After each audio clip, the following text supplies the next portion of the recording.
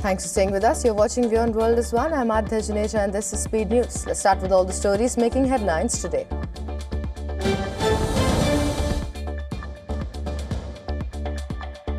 US President Donald Trump said talks were continuing with Iran at a rapid pace as fresh strikes by Tehran appear to hit the fragile ceasefire. The ceasefire between Iran and the US has been repeatedly tested with such back-and-forth attacks, even as officials from both countries try to negotiate an end to the war.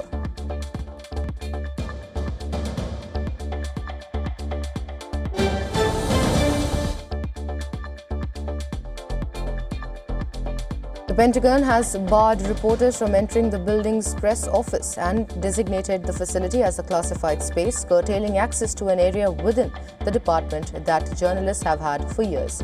The Defense Department's Public Affairs Office, where reporters were able to approach military public affairs officials without escorts and ask questions, was marked as a sensitive compartmented information facility.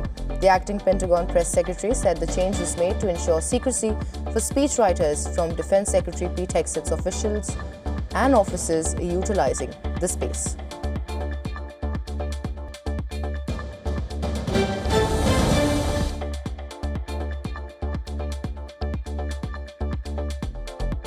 The Justice Department said it will abide by a court order temporarily freezing a $1.8 billion compensation package that critics have denounced as a slush fund for President Donald Trump's political allies.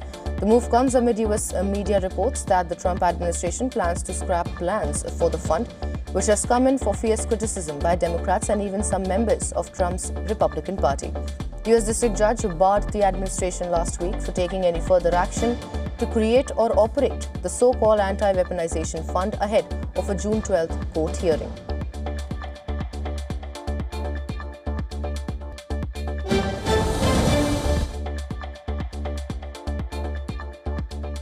Russian overnight strikes killed 4 people and wounded at least 16 in Ukraine's Dnipro. The number of wounded in the Russian overnight strike on Dnipro has risen to 16. Meanwhile, Kiev have come under a fresh wave of Russian missile attacks, while multiple explosions reported across the city. Kiev's mayor confirmed 4 people were wounded in the strikes, which also knocked out power in several districts. Fires broke out in multiple areas as air defense systems engaged incoming missiles.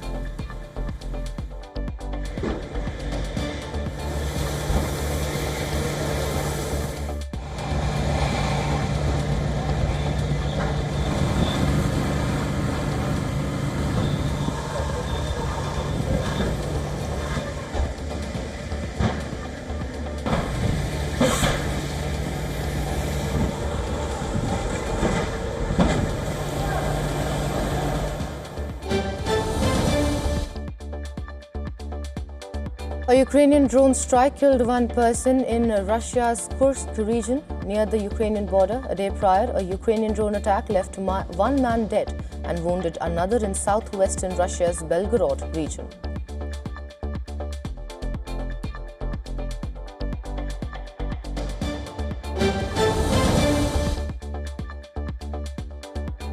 Israeli army announced 2 of its soldiers have been killed in separate incidents in southern Lebanon. This brings to 27 the number of Israeli military deaths since early March. Meanwhile, President Donald Trump claimed that Israel and Hezbollah had agreed to halt hostilities, while also suggesting that negotiations with Iran were once again moving forward after appearing to stall over Israel's military campaign in Lebanon.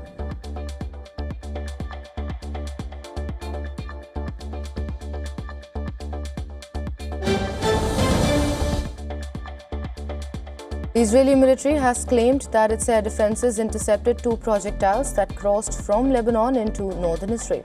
Well, this hours after US President Donald Trump said Israel and Hezbollah have agreed to stop fighting and added that Iran talks were moving rapidly after seeming to falter over Israel's Lebanon offensive. Trump said he had spoken to Israeli Prime Minister Benjamin Netanyahu and had a very good call through unnamed representatives with Hezbollah. No US president has ever spoken with Hezbollah with or without intermediaries, but the group is designated as a terrorist organization by the United States. In a post on his Truth social network, Trump claimed the Iran-backed group agreed all shooting will stop, while Netanyahu agreed to call off military raid on Beirut.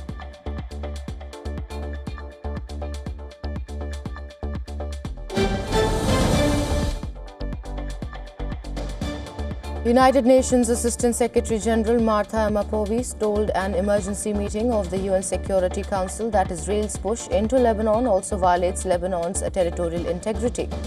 The UN official said that the 2006 Council resolution requiring its withdrawal to south of the UN drawn border with Lebanon.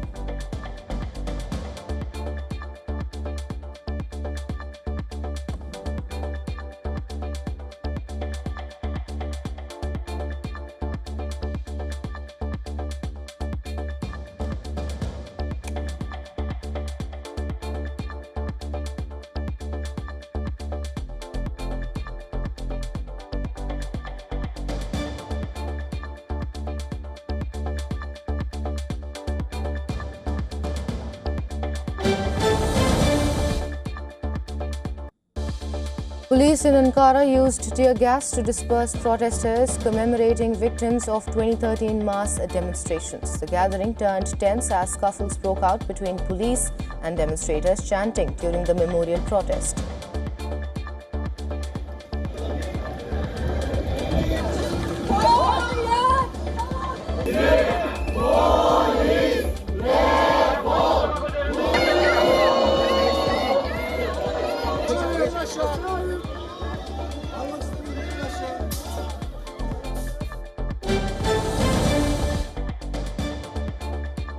Teachers affiliated with the dissident union marched in Mexico City, linking their labor demands to the upcoming 2026 FIFA World Cup.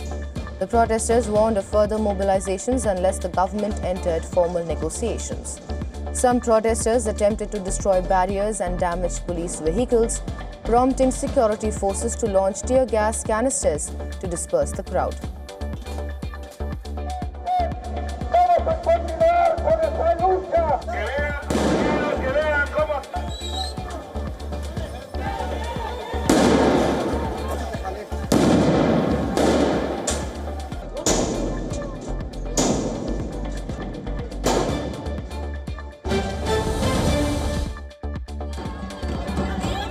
Protesters gathered in Santiago to demonstrate against the government of President Jose Antonio Cast. Well, this hours after the leader's first State of the Nation address, the rally was called by several social organizations, including feminist, student and labor groups.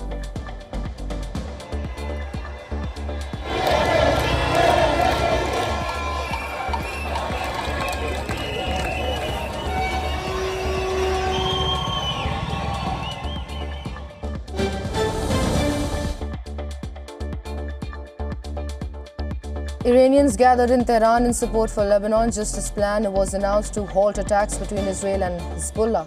Well, Iranians waved the flags of Iran and Hezbollah, with demonstrators saying they would stand with Lebanon, as it is the interest of Iran.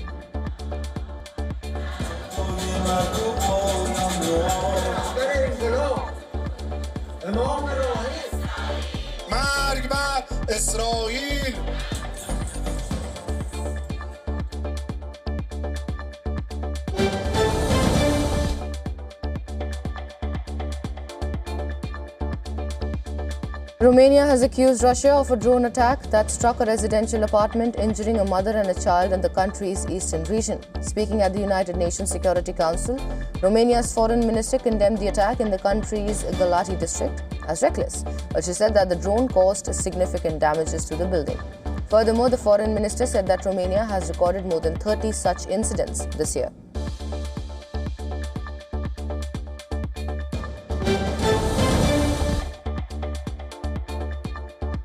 Three new vaccines are currently being developed to combat the rare Bundibugyo strain of Ebola as health authorities race to contain a deadly outbreak in Central Africa. The outbreak, centered in the Democratic Republic of Congo, has already claimed nearly 250 lives and is raising fears that it could become one of the worst Ebola crises in history.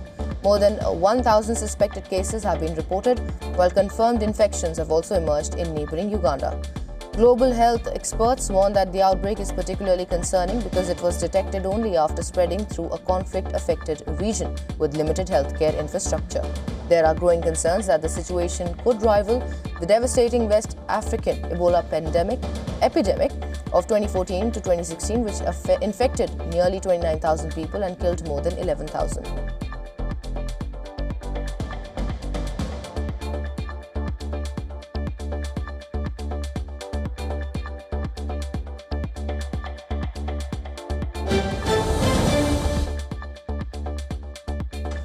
Taiwanese military training aircraft crashed during a simulated engine failure exercise, killing the 2 pilots on board, the Defense Ministry said in a statement. The T-34 plane crashed at the northern end of the runway at Gangshan Air Base in the island's southern port city of Kaohsiung. The Air Force has set up a task force to investigate the cause of the crash. The pilots have been identified only by their rank and surnames, Lieutenant Colonels Lu and Guo.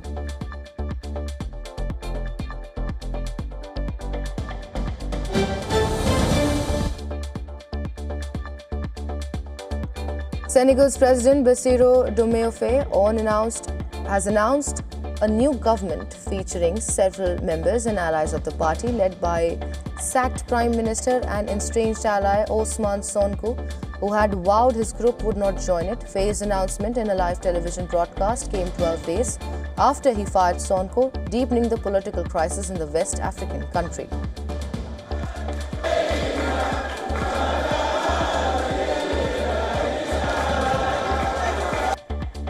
Cette fidélité intérieure.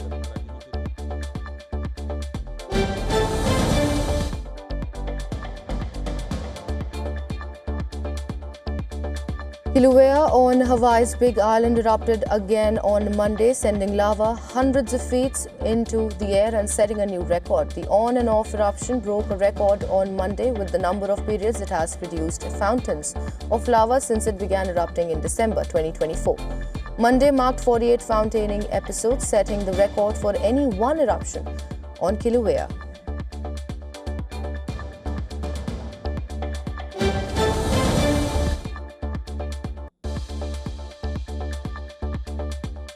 Benin's President Romuald Wadani visits neighboring Nigeria for talks with President Bola Tinubu in Lagos. This marks his first trip abroad since being sworn into office a few weeks ago.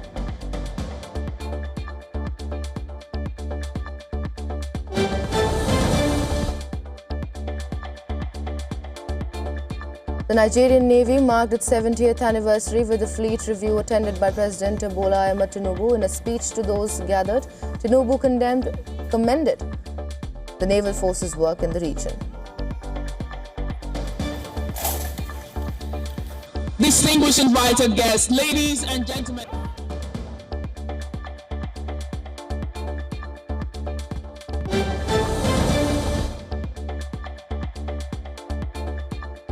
Peruvian shamans performed ritual ceremonies in Lima to predict the outcome of the country's presidential runoff, and even they could not agree on a winner. But this reflects the deep polarization gripping the nation ahead of the June 7th vote. While shaman Juan de Dios Garcia backed right-wing candidate Keiko Fujimori, healer Ana Maria Simon predicted victory for leftist Roberto Sanchez, though she raised concerns about corruption and outside influences.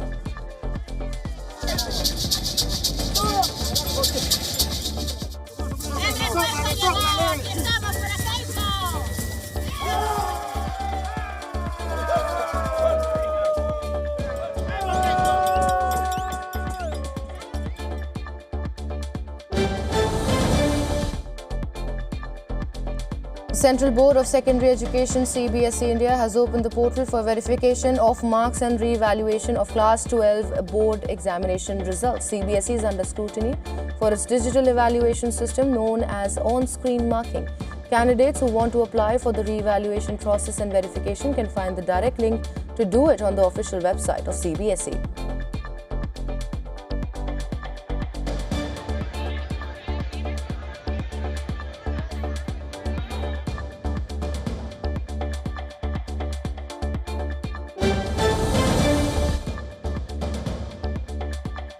Former BJP President of the South Indian state of Tamil Nadu, K. Annamalai, is likely to quit the party. Well, this comes after the former IPS officer declined to dismiss reports that he is planning to launch a new political party.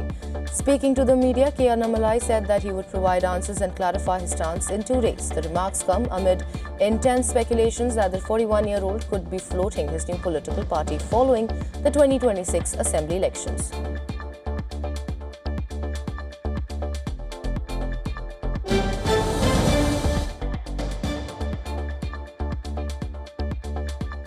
Uber and Israel-based Autobrains have announced plans to launch a robo-taxi program in Munich, Germany. The project will combine Uber's ride-hailing network with Autobrains' AI-powered autonomous driving technology. The system will run on NVIDIA's Drive Hyperion platform with development and deployment subject to regulatory approval.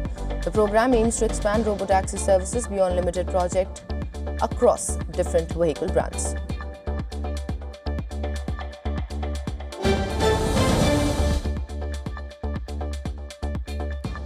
Russian President Vladimir Putin has ordered officials to ensure access to key online services during periods of limited internet connectivity. The directive covers essential services including medical, information and digital payment platforms.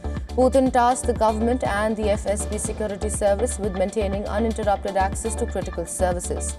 While Russia has frequently restricted mobile internet access this year, citing security threats, including drone and terrorist attacks.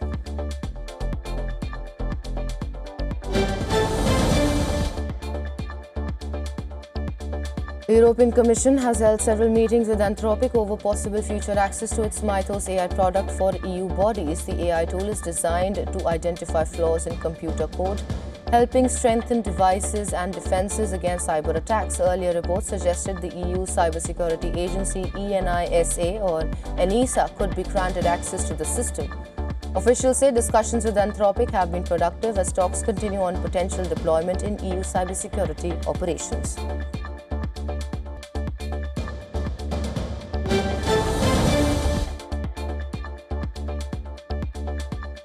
Asian markets mostly closed lower on Tuesday as investors remain cautious over uncertainty surrounding US-Iran peace talks. Japan's Nikkei fell more than 1%, while South Korean stocks led regional losses with the Kospi dropping nearly 2%.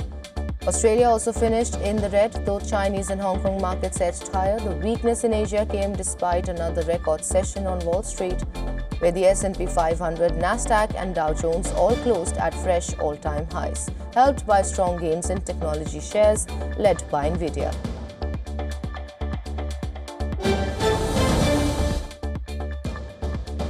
Gold prices were steady as investors monitored developments in West Asia and awaited fresh signals on US-Iran negotiations.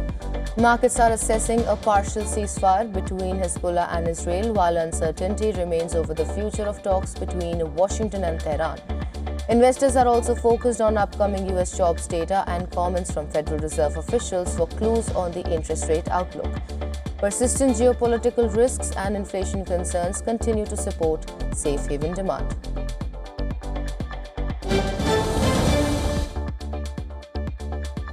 Oil prices held on to recent gains on Tuesday as markets monitored uncertainty surrounding US-Iran talks and the future of shipping through the Strait of Hormuz. Brent crude traded above $95 a barrel after both major benchmarks surged more than 5% in the previous session. Investors are assessing mixed signals from Washington and Tehran over the status of negotiations, while a partial ceasefire between Hezbollah and Israel has provided limited relief. Analysts say oil prices are likely to remain volatile as the West Asia conflict continues to threaten energy supplies and shipping flows through the Strait of Hormuz.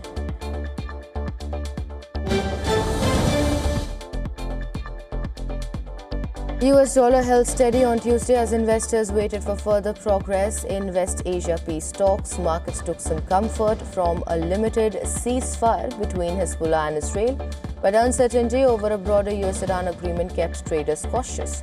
The dollar index was little changed as investors balanced safe haven demand against hopes of a diplomatic breakthrough. Attention is also turning to key US labor market data and a speech from Bank of Japan Governor Kazuo Ueda, which could offer fresh clues on the global interest rate outlook.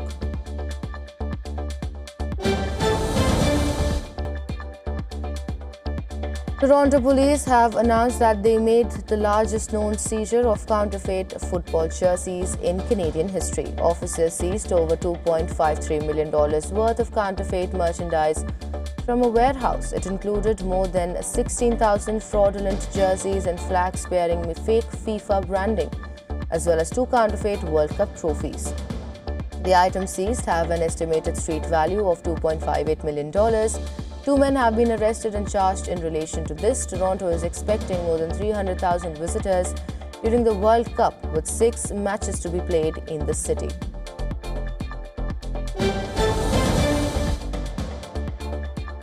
The acclaimed teen drama series Euphoria is officially coming to a close. Representatives for the network have confirmed that the highly anticipated 3rd season will be the show's final chapter. The upcoming episodes are expected to wrap up the intense emotional storylines of Rue and her peers, bringing closure to a series that has dominated pop culture conversations since its debut.